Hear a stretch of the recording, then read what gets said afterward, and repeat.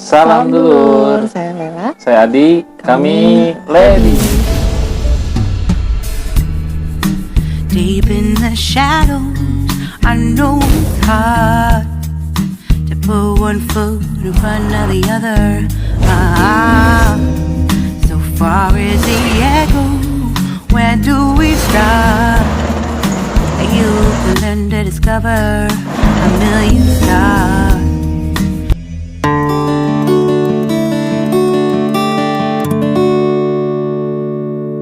Oke, assalamualaikum warahmatullahi wabarakatuh. Bertemu lagi bersama kami berdua, tentunya Lela sama Adi, Lady, episode yang keempat. Seperti biasa kami ucapkan banyak terima kasih untuk semua dulur-dulur yang sudah support atau dukung kami dengan cara menonton, baik dari episode pertama sampai episode ketiga dan episode keempat ini.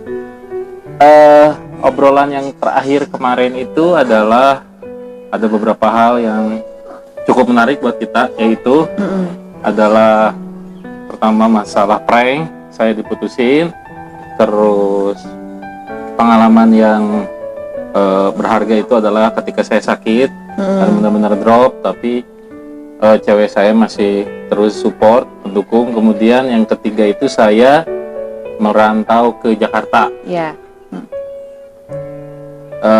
Terus di luar ketiga itu juga ada masih banyak pengalaman lain yang bisa kami share. Di antaranya adalah sebuah hubungan, dalam hal ini pacaran, itu tidak selalu negatif. Ya. Tergantung kita mengelolanya seperti apa. Bisa menjadi sebuah latihan untuk kita kemudian bisa, ya di antaranya kita bisa bersepakat untuk sesuatu. Contohnya seperti yang pernah kita alami, yaitu kita pernah usaha bareng. Ya. Ya, pernah usaha bareng, yaitu dagang baju anak. Jadi kita ngelapak di Pasar kaget. kaget. Ya, pasar kaget Setiap itu, minggu. ya pasar minggu lah. Bukan ya. Iya, setiap minggu. Kebetulan harinya minggu. Kita pernah melakukan itu bareng-bareng dan status kita belum jadi suami istri, tapi kita udah mencoba untuk usaha bareng aja. Kita prepare semuanya bareng-bareng, dari mulai belanja, dari mulai kita ngelapak, mempersiapkan lapak kita, berupa kayu kayak meja gitu ya. Meja, bukan meja, iya kayak meja tapi gede, dari kayu itu yang pernah dibikin dari kayu, terus dikasih kayak spray, bukan spray, Alas. Dikasih alas, Spray buat itu. iya kayak gitu. Terus kita gantung-gantungin bajunya, kita lipat-lipat, saya belajar ngelipet baju. Terus berhadapan dengan pembeli, customer. Itu terus kita juga pernah nyicil motor bareng. Ya. Ya, itu diantaranya karena motor saya selalu ada masalah, mogok. Sering mogok lah, motor gede dulu itu. Kita juga ngalamin, yaitu dia yang tadi, karena motornya sering bermasalah, mogok, sampai kita ngalamin ngedorong motor, ngedorong saya, ngikutin sering. Terus Nyicil motor bareng. Ya itu motor yang suka dulu mogok motor itu. matic ya. Mobilnya yang gede. Ya, yang supaya ada bagasinya. Supaya bisa mengakomodasi lebih banyak, karena dia bawaannya selalu banyak. Iya, sampai sekarang masih. Terus apa lagi ya? Dulu itu jualannya sampai berapa lama sih? Lumayan lama kan? Itu tempat kita jualan itu kan sampai mengalami beberapa perubahan kan? Dari pihak pengelolanya. Iya. Terus kita udah mulai nyicil karena kita memang udah yakin bakal nikah ke depannya. Kita udah nyicil beberapa peralatan buat nanti kita nikah. Bukan peralatan sih, ada beberapa sedikit-sedikit kayak apa ya, buat saya kalau nikah itu Seserahan. seserahan. Oh, serahan iya. Heeh. Dulu yang apa? Yang diingat pas jualan apa? Yang diingat Mm-mm. Yang pengalaman yang seru gitu. pas jualan banyak lah.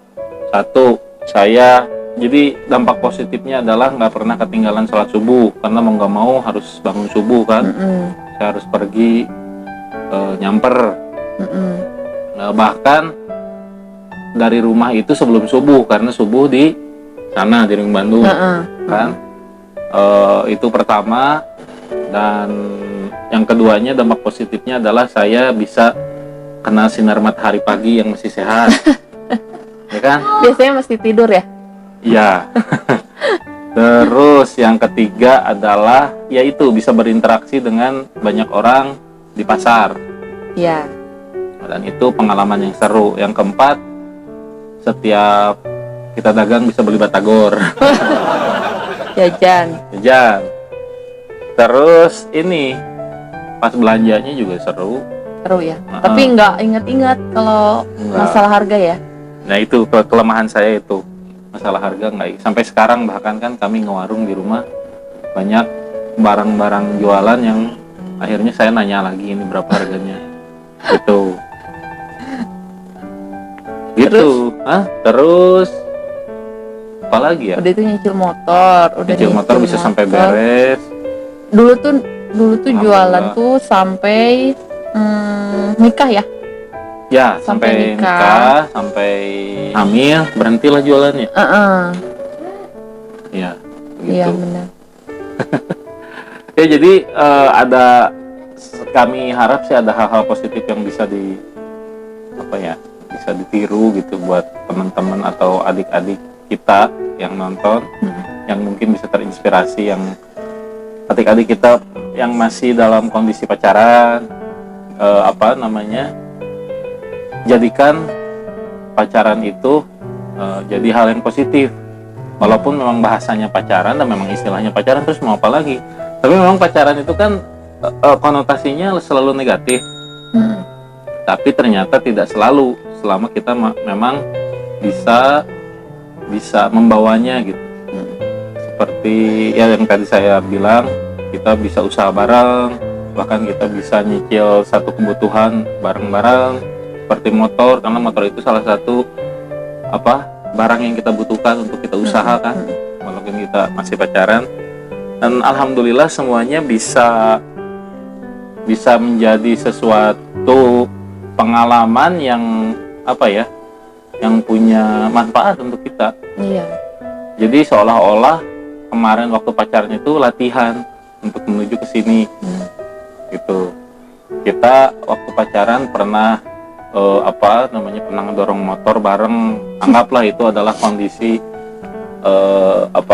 pas kita lagi sekarang berumah tangga kan naik turun ya yang namanya. Oh, Kondisi. disambung-sambung ini. Iyalah. Di pacaran kita udah dihadapkan dengan hal seperti itu, tapi kan nggak selalu seperti itu, naik turun.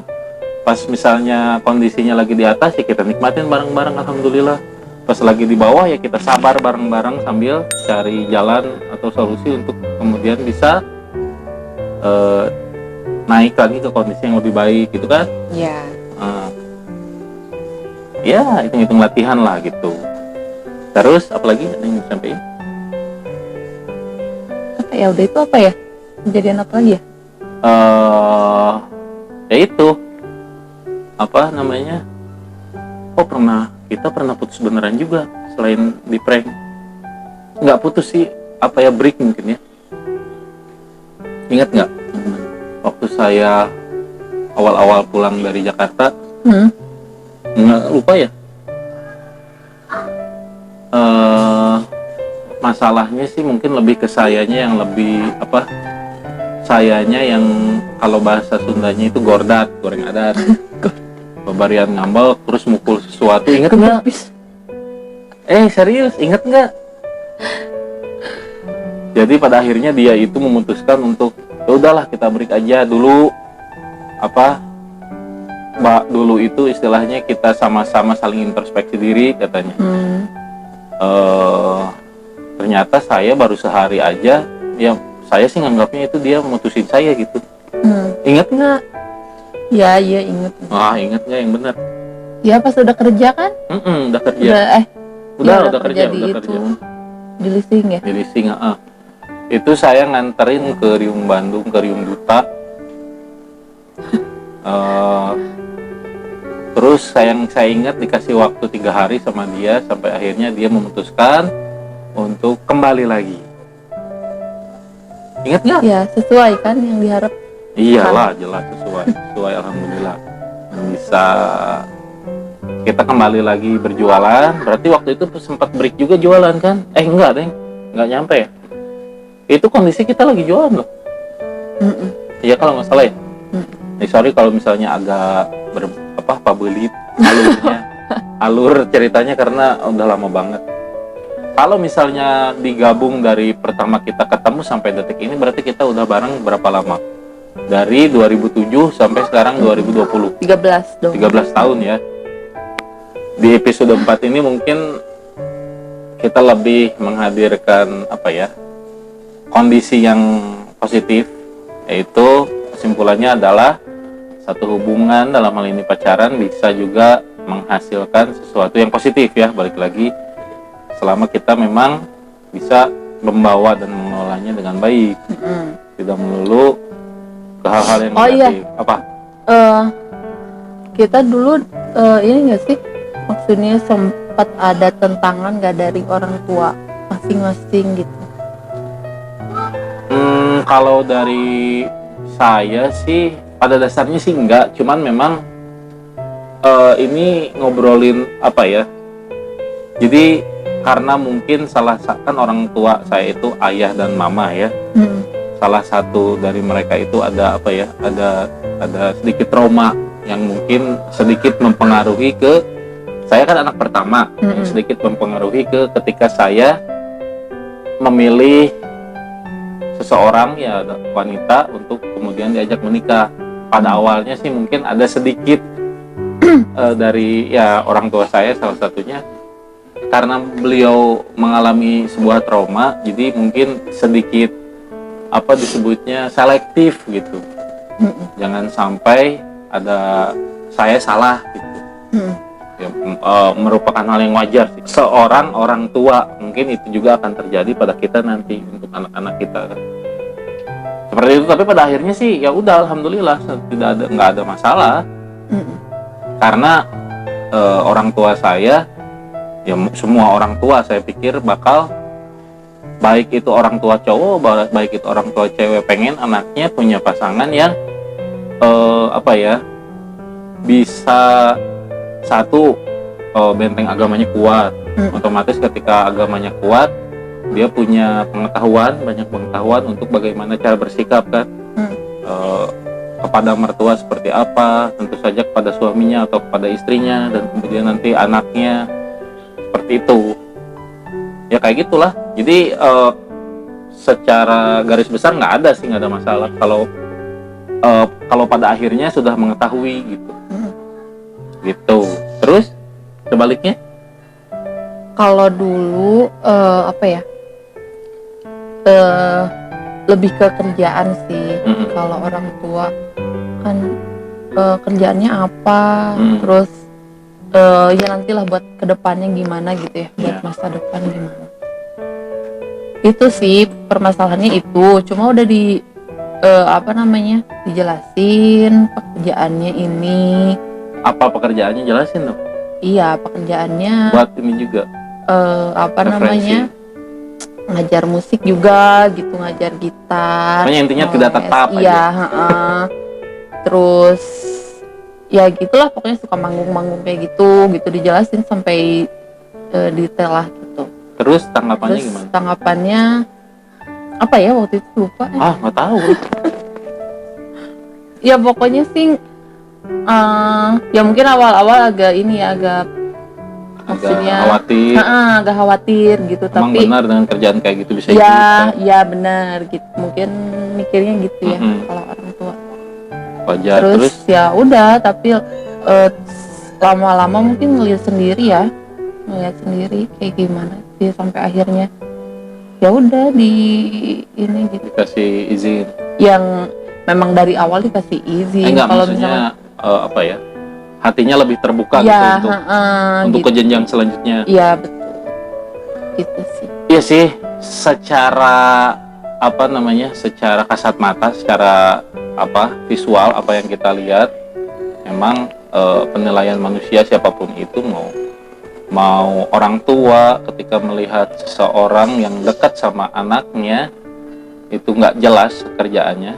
Apalagi dulu inget gak pakai celana robek? Oh iya. Sekarang juga masih. Iya. Itu tuh jadi ini banget. Ya, kan? iyalah pasti.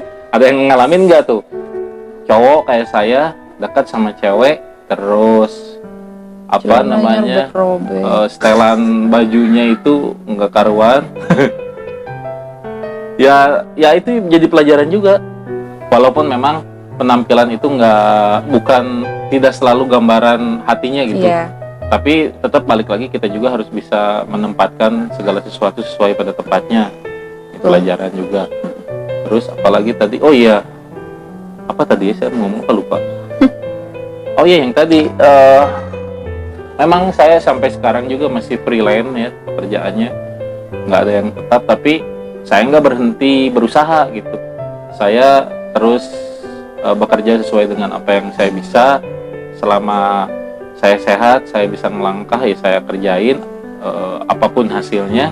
Karena saya ya nggak tahu kenapa dari dulu, bahkan dari sebelum nikah, saya punya keyakinan, punya iman, punya kepercayaan bahwa kerja itu nggak harus selalu ada kontrak, nggak harus selalu pakai dasi, nggak harus selalu jadi aparatur negara, PNS atau apapun itu, nggak harus selalu di kantor pegang pulpen, nulis di atas kertas, ya seperti itulah.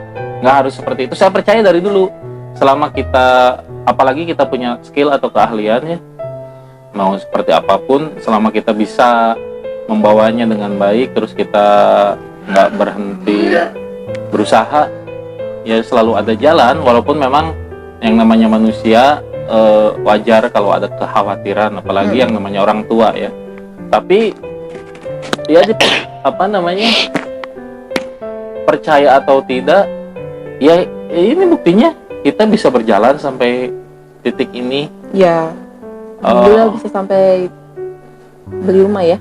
Iya, alhamdulillah, walaupun tidak mewah, tidak besar, tapi statusnya rumah sendiri, bisa usaha sendiri. Itu jalannya dari siapapun ya, itu pemberian Allah.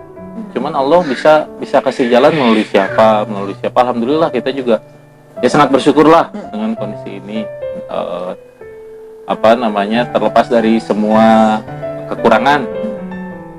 Ya, berarti setelah kita nikah sampai saat ini udah berapa tahun ya? 13. Enggak, bukan, itu mah dari kenal, dari menikah sampai sekarang 7 tahun ya? Mau 7 tahun. Udah mau 7 tahun, alhamdulillah bisa hidup, bisa makan, bisa bayar listrik, anak bisa sekolah, kita usaha bareng-bareng, terus ya alhamdulillah. Pokoknya intinya buat teman-teman atau adik-adik yang merasa ragu untuk mau nikah, coba lebih yakin lagi, lebih banyak baca referensi, tanya-tanya juga ke yang lebih senior, nggak usah ragu. Insya Allah kalau memang niatnya ibadah, insya Allah dilancarkan. Ya. Gitu. Betul. Seperti itu kurang lebih. Kalau misalnya ada yang mau ditanyain, boleh langsung komen aja ya di bawah, nggak usah ragu-ragu. Mau share cerita kalian juga boleh. Misalnya, ya lah, pokoknya bebas aja di komen. Walaupun masih sedikit viewernya nggak apa-apa, paling tidak masih ada yang nonton, ada yang perhatian. Semoga bisa terus berkembang. Ya, program kita, channel kita. Nanti juga kita rencana mau bikin konten Instagram juga yang semenit, tapi ada bobotnya lah, nggak cuman sekedar video, ada isinya gitu. Jadi ditunggu aja, Instagram juga nanti ada videonya. Terus untuk episode 4 ini saya pikir cukup. Ya, cukup. Sekian, nanti kita nyambung lagi ke episode 5. Kalau misalnya ada kritik, ada saran, ada masukan, ada pertanyaan, atau mau share cerita, boleh di komen, atau nanti di keterangan ada lengkap medsos kita, ada email kita, ada WhatsApp kita, boleh langsung menghubungi semua yang ada di situ. Jadi sekali lagi terima kasih udah nonton, udah mampir. Jangan lupa untuk terus support kita, biar kedepannya makin banyak inspirasi dan banyak tema yang kita bisa berikan. Ya, oke, terima kasih dulur-dulur semuanya. Salam.